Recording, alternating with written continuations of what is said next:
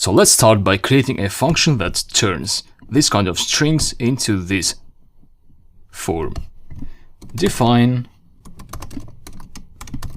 let's call this sentence maker. So it makes sentences out of row strings. Let's call these strings phrases, okay? Phrase. So it gets a phrase, and first you want to capitalize that phrase, right? So maybe create a variable inside that function, call it capitalized, or wherever you like, and say phrase, and use the capitalized method of strings. And in the meantime, you can use your Python interactive shell to try out methods to see how they work, while you at the same time create a function in your editor. So for example, let's say I want to capitalize this string. First, I'd like to try out how the capitalize method works. So now I'm sure that it capitalizes the first letter, so that's fine.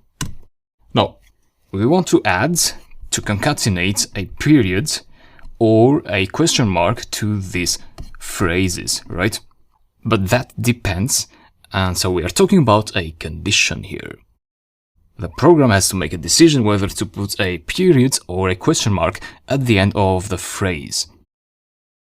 So let's go ahead and build the condition. If phrase... So how can we differentiate between questions and simple sentences that end with a period?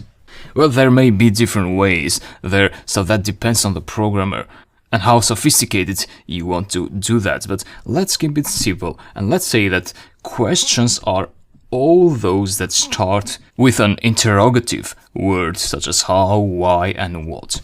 And you can check that with, let's say you have a sentence like how are you again. You can use the starts with method, which gets a tuple as input. So a tuple, and inside that tuple you can have some strings that you're checking if this sentence starts with any of these strings inside this tuple. So let's say how, what, and why. So that will return true, because how are you starts with one of these strings.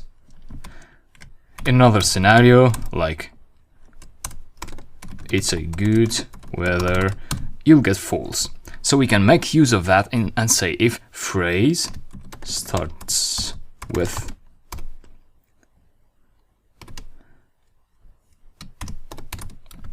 how, what, and why. You can do that, or even better would be to get this tuple and save it in a variable. Let's say interrogatives, and put it there. So then here you just put the variable, and that will make the code more readable.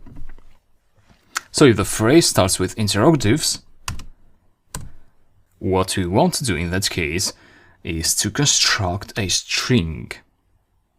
So let's say return, the function will return this string. So that is capitalized. So capitalized will be the capitalized version of the phrase that the user enters. And then we want to add to that a question mark, just like that. So that will be replaced by capitalized by that string, and that will add a question mark to that. So that will happen if the phrase starts with any of the interrogatives. Else, return. In this case, we will return a sentence with a dot with a period. Again, capitalized is what we put here. Let me demonstrate so far what we have.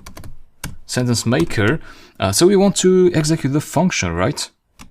With a word, with a phrase. How are you? Save, execute, and so we get the sentence correctly. How are you? That's it. Now we have a function that does something and does it good. Let's now think about the other aspects of a program in the next video.